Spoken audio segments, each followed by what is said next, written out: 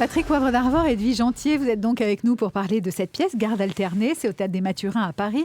Edwige Antier, vous êtes pédiatre, vous avez coécrit cette pièce avec Louis-Michel Collin. Et vous, Patrick, vous êtes comédien. Je suis le pédopsychiatre voilà, qu'elle a imaginé. Aux côtés d'Alexandra Cazan, David Brécourt, Alexandra Saramona, Camille Aguillard et Mathias Huguenot. Quand vous dites « je suis le pédopsychiatre qu'elle a imaginé », ça veut dire, Edwige Antier, que vous aviez pensé à Patrick Poivre d'Arvor déjà pour ce rôle, non? Ça s'imposait. C'est vrai? En fait, ça s'imposait. Ah ouais. Parce que Patrick, si vous repensez à tous les journaux télévisés où on l'a... il était en dialogue avec chaque téléspectateur. Il a à la fois cette bienveillance de lui-même qui se sent et un petit quant à soi qui est très typique d'un pédopsychiatre. Vous voulez dire. Une petite distance. On ne peut pas percer ses secrets et en même temps on le sent bienveillant, et c'est exactement la posture d'un pédopsychiatre. Et donc bien sûr, en plus je pense qu'il a l'humanité pour on imaginait comme ça, et sur les planches vous voyez vraiment le pédopsychiatre. Il a complètement la posture, à tel point chaque fois après la pièce, on me dit mais c'est écrit pour lui. Et Patrick, je donne quelques consultations d'ailleurs après. Alors racontez-moi ça, Patrick Poivre d'Arvor, parce que quand même passer sur scène après tant d'années au journal Le 20h, après tant d'années de journalisme, est-ce qu'on vous avez d'abord déjà fait des propositions? Vous avez souvent tenu le rôle d'un présentateur du 20h dans des films, par exemple, on le voit souvent. Facile, hein. Ça c'est facile. Oui. Mais est-ce qu'on vous avez déjà fait des propositions au théâtre? Pour tout vous dire, elle ne m'avait pas emballé. Oui, voilà, donc c'était sur les pièces. Oui, qu'est-ce qui vous a emballé cette fois? Là, c'est le rôle. D'abord, la pièce, et je le dis devant l'auteur, c'est vrai, elle est très très finement écrite, elle est subtile, elle fait rire, elle émeut. Enfin, je vois des gens pleurer, je vois des gens rire. Ça, c'est déjà une belle réussite. Ensuite, c'est sûr que le personnage, j'en ai fréquenté. Pas d'ailleurs dans leur cabinet. Je suis jamais allé chez un psychiatre, jamais allé chez un pédopsychiatre. Vous le regrettez aujourd'hui, vous qui avez eu 4 enfants? Je me suis débrouillé autrement. J'ai écrit des livres. Voilà, ça m'a servi. C'est une forme de thérapie. Oui, voilà. Mais en fait, non, bien sûr, j'en ai fréquenté beaucoup avec la maladie de ma fille Solène. Ensuite, après, on ait créé la maison de Solène avec Marcel Ruffo, puis aujourd'hui Marie-Rose Moreau qui s'en occupe. Donc, la maison de Solène, dont on le rappelle, qui voilà, est une institution dans laquelle on soigne des adolescentes qui ont des troubles, souvent des troubles d'anorexie, de boulimie. Exactement, des comportements suicidaires, des troubles en général liés à l'adolescence. Donc évidemment, ça me parlait beaucoup. Et puis, se mettre dans la peau d'un pédopsychiatre, quand on est journaliste, Edwige le dit elle-même, c'est pas si éloigné, quoi. On interroge les gens. Moi, je me souviens d'une interview de Nicolas Sarkozy, interprétée brillamment aujourd'hui par Thierry Garcia, mais où je l'avais traité de petit garçon qui rentre dans la cour des grands. Je me souviens qu'il n'avait pas trop apprécié. Comme ça, il a j'ai pas trop grandi depuis. On s'en souvient, ça, c'est vrai. Donc les petits garçons, les grands garçons, les moyens garçons. Mais alors, quand vous le traitiez de petit garçon qui rentre dans la cour des grands, vous aviez un petit peu le sentiment de faire une psychanalyse de Nicolas Sarkozy? Et peut-être au fond. Et je pense que j'étais juste en plus, parce que c'était 3 semaines après son élection. Les gens ne connaissaient pas tout de sa personnalité, mais c'est vrai qu'il avait ce côté. D'ailleurs, ce que je disais n'était pas infamant, parce qu'il s'agissait de dire, voilà, il a l'air d'être tellement content d'être là auprès des grands de ce monde, de Angela Merkel. Je me souviens, il lui tapait sur le ventre, il filait son portable à Vladimir Poutine. C'était lors d'un sommet du G7. Et je me suis dit, c'est normal. Et en plus, moi, j'aurais certainement été comme ça. Moi, j'aurais été très, très content d'être là, après avoir eu un parcours difficile, pas toujours, et puis arriver et tout d'un coup se retrouver avec les grands de ce monde. Poivre d'Arvor, là, vous êtes sur scène. Alors, ok, le personnage vous colle peut-être bien à la peau, mais quand même, c'est autre chose que de jouer sur scène, de porter sa voix, d'avoir le public, d'attendre les rires, d'attendre la réplique.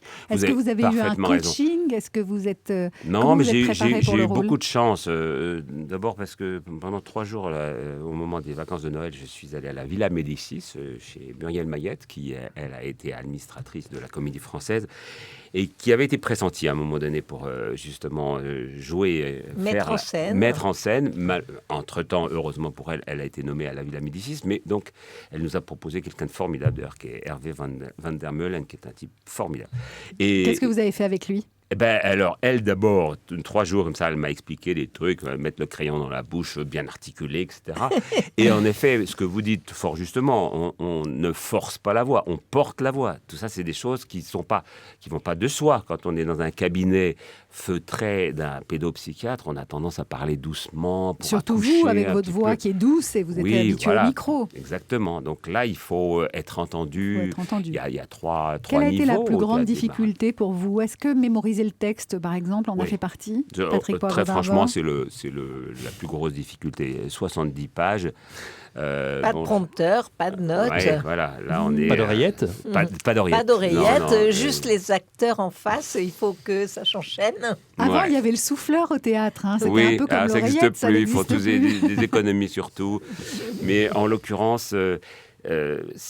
vous savez, je me suis retrouvé sur scène comme ça pour faire des lectures, pour lire des choses, pour faire des déclamations, pour animer, pour même faire le journal. Mais je suis tout seul dans ces cas-là. Je me rattrape par moi-même et puis je ne mets pas grand monde en péril. Là, les autres comédiens, ils ont un rythme, une musique les autres comédiens en péril si jamais hein. je me trompe de réplique, ça c'est sûr. Alors vous êtes, Patrick Poivre d'Arvor, dans Garde alternée, cette pièce coécrite par Edwige Antier. David Truman, un pédopsychiatre qui est reconnu, qui aime beaucoup passer à la télévision. Oui, hein, oui, peut-être pour ça qu'ils ont pensé à moi. Pour se disputer avec ses confrères en particulier sur la question de la garde alternée. Qui va faire face, ce pédopsychiatre, à une famille qui se sépare et dans laquelle les adolescents vont devoir aussi faire face à de lourds secrets. Alors finalement, il y a toute une histoire familiale aussi dans cette pièce de théâtre. Hein. C'est pas seulement ce pédopsychiatre. Et puis il y a ce débat sur la garde alternée.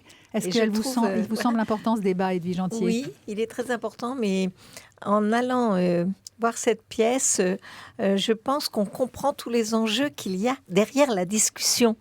On dit, bon, on va faire une semaine, notre enfant, on le balade, voilà, on a pris la décision. Mais pourquoi vous allez vouloir, vous les parents, dans la crise de couple que vous traversez, cette garde alternée? Quelles sont vos motivations? Et là, on voit au fil de la scène les enjeux pour le couple. On le vit comme un couple qui a franchement tous ces écueils que représente le mariage, puis le divorce, puis la séparation, la recomposition de chacun. Aujourd'hui, toutes les familles, comme dit l'un des jeunes comédiens, elles sont recomposées. Il essaie d'expliquer au pédopsychiatre comment elle est recomposée, qui est qui, comment on met de l'ordre dans toutes ces idées, qui on est, quel projet, avant de savoir ce qu'il faut faire pour notre enfant. Donc, comment on fait ce chemin? Et c'est la vie, en fait, de chacun, à travers les séparations, qui se projette sur l'adolescent. Mais l'adolescent, vos enfants, ils comprennent beaucoup plus de votre vie et de vos secrets que vous n'en croyez. Et tout ça, ils le disent au pédopsychiatre qui est tenu au secret professionnel. Donc, entre le cabinet et la salle d'attente, qui sont dans le décor, vous voyez combien l'adolescent en sait bien plus. Tous vos enfants, ils en savent bien plus sur vous que vous ne croyez et sur des problèmes bien plus existentiels. Et donc, c'est ça qui se débat et je crois qu'il se révèle très, très bien grâce aux comédiens qui sont vraiment à la hauteur. Alors, je suis sûre que vous êtes nombreux en ce moment à nous écouter et à penser qu'est-ce qu'il faut faire? Est-ce que c'est bien ou pas la garde alternée? Est-ce que dans ce divorce, dans cette séparation, nous faisons une bonne chose en décidant de partager les enfants une semaine chacun? Est-ce que c'est un choix égoïste? Et bien, pour avoir des réponses à tout ça, vous pouvez aller voir la pièce. C'est au Théâtre des Mathurins à Paris. Et puis Edwige Antier et Patrick Poivre d'Arvor restent avec vous évidemment pour continuer à vous en parler. La pièce s'appelle Garde alternée et dans un instant, on va confier la garde de l'antenne à Thierry Garcia. C'est Thierry Garcia pour Allô les stars.